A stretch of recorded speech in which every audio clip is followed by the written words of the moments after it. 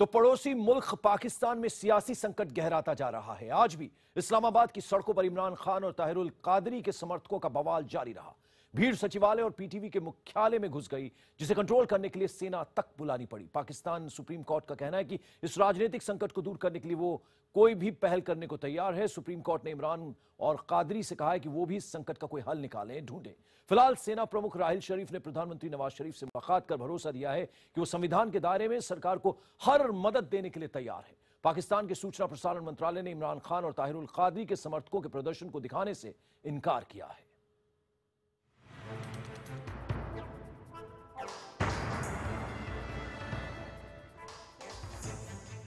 इस्लामाबाद में सोमवार की सुबह पुलिस और प्रदर्शनकारियों के बीच सेंट्रल सेक्रेटरिएट के आसपास झड़प के साथ हुई। थोड़ी सी जद्दोजहद के बाद ही प्रदर्शनकारियों का जत्था सेक्रेटरिएट के भीतर घुस गया। इसके बाद उनका हौसला इस कदर बढ़ा कि भीड़ पाकिस्तान टीवी के मुख्यालय में ही घुस गई। पीटीवी मुख्यालय में प्रदर्शनकारियों ने न सिर्फ तोड़फोड़ की, बल्कि कुछ कीमती सामान भी ले भागे। जब कार्यकर्ताओं के पीटीवी और सेक्रेटरिएट के दफ्तर में घुसने की खबर मिली, तो इमरान खान और ताहिरुल कादरी को कार्यकर्ताओं से दफ्तर से बाहर आने की अपील भी करनी पड़ी। किसी किस्म की लड़ाई किसी ने किसी से नहीं करनी। अब तक पुरअमन रहे हैं, आगे भी पुरअमन रहना है। अगर पुलिस कुछ नहीं कर रही तो हमने भी कुछ नहीं करना। पाक फौज के अफसरान और जवान मुतय्यन हैं, वो एक हदें हैं, आईनी हुदूद हैं। उन हुदूद को क्रॉस करने की किसी को इजाजत नहीं है। ये सख्ती से ऑर्डर है, इस पर अमल करें। नवाज सरकार ने बीते 2 दिन से जारी बवाल को लेकर इमरान खान और ताहिरुल कादरी के खिलाफ एफआईआर भी दर्ज कराई है। इस बीच पाकिस्तान सुप्रीम कोर्ट ने कहा है कि वहां जारी राजनीतिक संकट को दूर करने के लिए वो कोई भी रोल अदा करने के लिए तैयार है। कोर्ट ने इमरान खान की पार्टी पाकिस्तान तहरीक इंसाफ और मौलाना ताहिरुल कादरी की पार्टी पाकिस्तान अवामी तहरीक के वकीलों से कहा है कि मंगलवार तक मामले का कोई हल सुझाएं। हालांकि जानकार इमरान और कादरी के कदम को लोकतंत्र के लिहाज से सही कदम नहीं मान रहे। वो चाहेंगे कि खुद हरकत करते रहें, लेकिन एक कोई सिविल गवर्नमेंट बीच में रहे। अब वो सिविल गवर्नमेंट इनके सिंपैथेटिक हो तो बेहतर है। तो अगर नवाज शरीफ का तख्ता पलट किया जा सकता है, जो उनके लिए कुछ छोटे मोटे मुश्किलात पैदा कर रहा है, तो बेहतर होगा। इमरान खान या कादरी जैसा कोई पपेट उस पर बैठा दिया जाए तो उनके लिए बेहतर हो। इस बीच सेना प्रमुख राहिल शरीफ ने मौजूदा हालात के मद्देनजर प्रधानमंत्री नवाज शरीफ से मुलाकात की है। खबरें आई थी कि इस मुलाकात में सेना प्रमुख ने प्रधानमंत्री को इस्तीफा देने की सलाह दी है, लेकिन जल्द ही दोनों ओर से इस खबर का खंडन कर दिया गया। बाद में सेना मुख्यालय की ओर से कहा गया कि सेना संविधान के दायरे में सरकार की हर संभव मदद को तैयार है। हालांकि सेना प्रमुख ने प्रधानमंत्री से कहा है कि वो खुद इस मामले का राजनीतिक हल तलाश करें। Bureau report, IBN 7। और पाकिस्तान के इस्लामाबाद में सियासी घमासान के दौरान सरकारी चैनल पीटीवी के मुख्यालय में प्रदर्शनकारियों ने तोड़फोड़ की। समा टीवी की संवाददाता फरीदा ने इस पूरे हालात का जायजा लिया। ये पाकिस्तान अवामी तहरीक और पीटीआई के लोग हैं जो कि ज़बरदस्ती अंदर घुसे हैं। इस वक्त सिचुएशन ये है कि पीटीआई के माफ़ कीजिएगा, पाकिस्तान अवामी तहरीक के जो कारकुनान हैं वो अभी तक यहाँ पर मौजूद हैं। मैं खुद यहाँ पर, हम लोग मौजूद थे, हमने इन्हीं कारकुनान को देखा, पाकिस्तान अवामी तहरीक के जो कि अंदर मौजूद थे।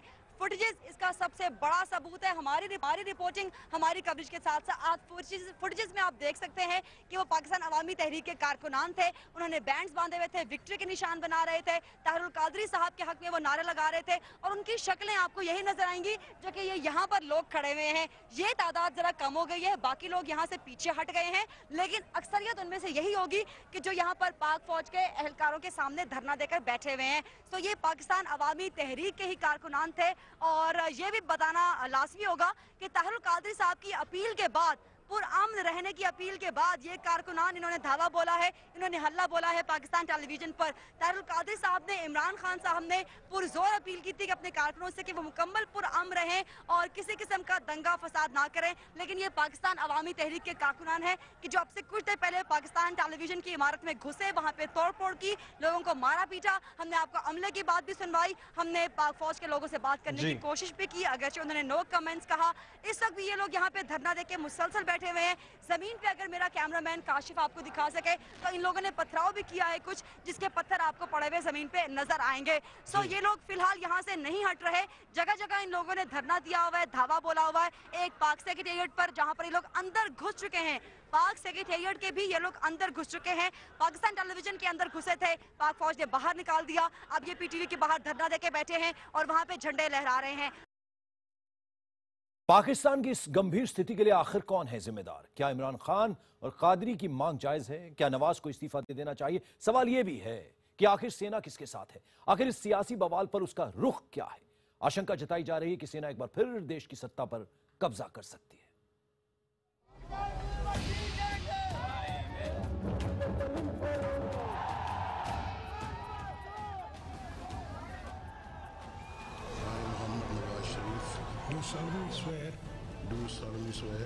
एक तरफ पाकिस्तान में उथल पुथल की ताजा तस्वीर है और दूसरी तरफ 14 महीने पुरानी तस्वीर है जब नवाज शरीफ ने पाकिस्तान के प्रधानमंत्री की शपथ ली थी। तख्ता पलट से भरे पाकिस्तान के 66 साल के इतिहास में पहली बार लोकतांत्रिक तरीके से चुनी एक सरकार से दूसरी सरकार तक सत्ता का हस्तांतरण हुआ था। बहुत से जानकारों ने इसे पाकिस्तान की सियासत में फौजी दखल का अंत तक कहना शुरू कर दिया था, लेकिन इमरान खान और ताहिरुल कादरी के आंदोलन के बाद ये सोच बदलने लगी है। पाकिस्तान में फिलहाल जारी राजनीतिक उथल-पुथल ने ऐसे हालात पैदा कर दिए हैं जिसे कुछ हलकों में एक विकट स्थिति के तौर पर देखा जा रहा है। बहुत से जानकारों का मानना है कि इससे मुल्क की सियासत में सेना के हस्तक्षेप के रास्ते खुल गए हैं। लोकतंत्र एक बार फिर खतरे में है। पॉलिटिकल इंस्टेबिलिटी तो वहाँ बहुत दिनों से है और ये दुर्भाग्य है पाकिस्तान का कि अभी तक के वहाँ लोकतंत्र पूरी तरह मजबूत नहीं हो पाया है। जो कुछ वहाँ पे हो रहा है उससे पाकिस्तान का लोकतंत्र कमजोर होगा। पाकिस्तानी सेना इस मामले में फिलहाल ज्यादा खुलकर सामने नहीं आ रही है, लेकिन ताजा हालात देखते हुए सेना प्रमुख राहिल शरीफ ने अपने खासम खास अफसरों के साथ बैठक की। पिछले दिनों उन्होंने हालात सुलझाने के लिए नवाज शरीफ से भी मुलाकात की थी। सेना ने बयान जारी कर नेताओं को संयम बरतने की सलाह भी दी थी। कई लोग ऐसा मानते हैं कि सेना जब तक नवाज के साथ है उन्हें कोई खतरा नहीं है, लेकिन कई लोग ऐसे भी हैं जिनका मानना है कि असल में पाकिस्तानी सेना इमरान और कादरी के साथ है। उन्हें आगे बढ़ाकर सेना एक बार फिर पाकिस्तान की सत्ता हथियाना चाहती है। बिना फौज का इशारा इमरान खान और ताहिर कादरी इस प्रकार का पहल नहीं कर पाते, और जो संख्या की बात हो रही है ये लाखों में नहीं है, केवल हजारों में है, परंतु उनको जिस प्रकार से इस्लामाबाद तक पहुंचने दिया है इसको हम सॉफ्ट को कह सकते हैं।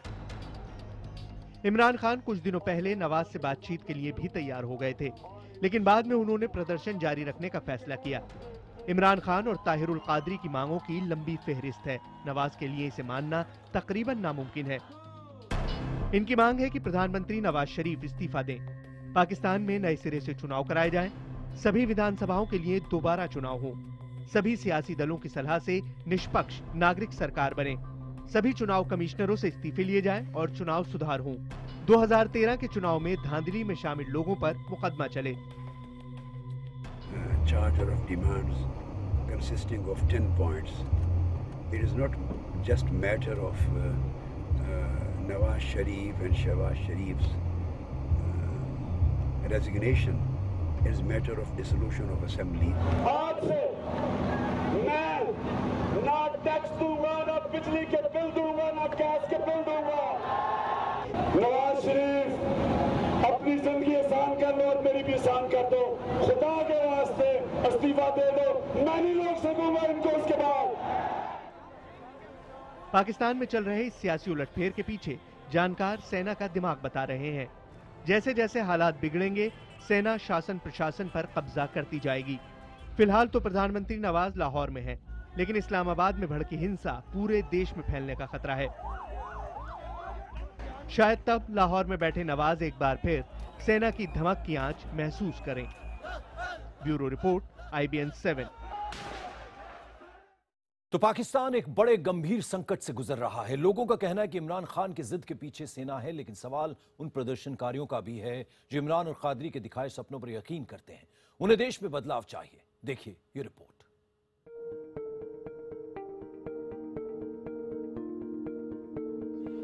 पाकिस्तान में भूख है, गरीबी है, बेरोजगारी है, आंतरिक आतंकवाद है, अलग अलग फिरकों के बीच आपसी जंग है, अपराध है और खस्ता हाल अर्थव्यवस्था है। पाकिस्तान की जनता बदलाव चाहती है तो पीटीआई के अध्यक्ष इमरान खान और पाकिस्तान अवामी तहरीक के मुखिया ताहिरुल कादरी ने लोगों को इस बदलाव के सपने दिखाए।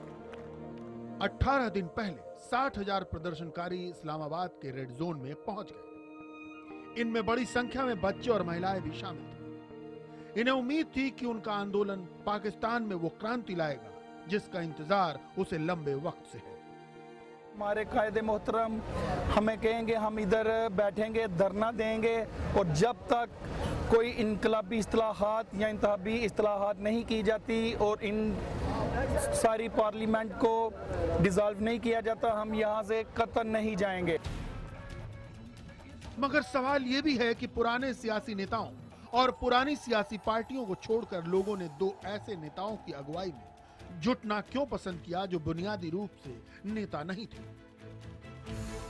इमरान खान पूर्व क्रिकेट स्टार हैं जिसने पाकिस्तान को विश्व कप जितवाया था। 1997 में उन्होंने अपनी सियासी पार्टी बनाई, लेकिन जन समर्थन उन्हें अब जाकर हासिल हुआ है। 2013 के चुनाव में वोट शेयर के मामले में उनकी पार्टी दूसरे नंबर पर थी, हालांकि सीटों के मामले पर वो तीसरे नंबर पर।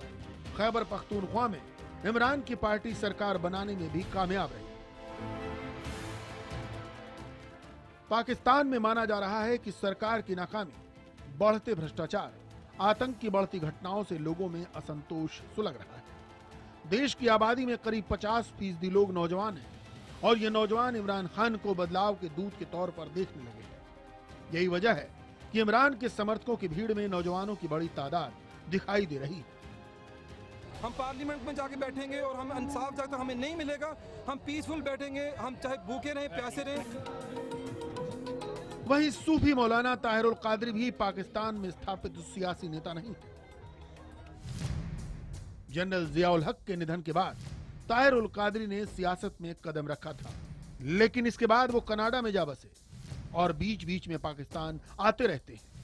चुनाव में उनकी पार्टी पाकिस्तान अवामी तहरीक नाकाम ही रही है, लेकिन 1981 में स्थापित कल्याणकारी संस्थाओं के जरिए उन्होंने अच्छा जनसमर्थन जुटा लिया। इस जनसमर्थन की बदौलत ही ताहिरुल कादरी ने पिछले साल भी समर्थकों की लंबी चौड़ी फौज के साथ इस्लामाबाद का घेराव किया था, लेकिन चुनाव सुधार और सियासी पारदर्शिता की शर्तों पर हुए एक समझौते के बाद उन्होंने घेराव खत्म कर दिया था। हालांकि ये मानने वालों की भी कमी नहीं है कि 2013 में कादरी के लॉन्ग मार्च के पीछे सेना का मूक समर्थन था जो तत्कालीन सरकार का असर कम करना चाहती थी। तो क्या इस बार भी बदलाव के सपने को सेना ने ही हवा दी है ताकि वो लोकतंत्र की जड़ों को एक बार फिर कमजोर कर सके? Bureau report, IBN 7।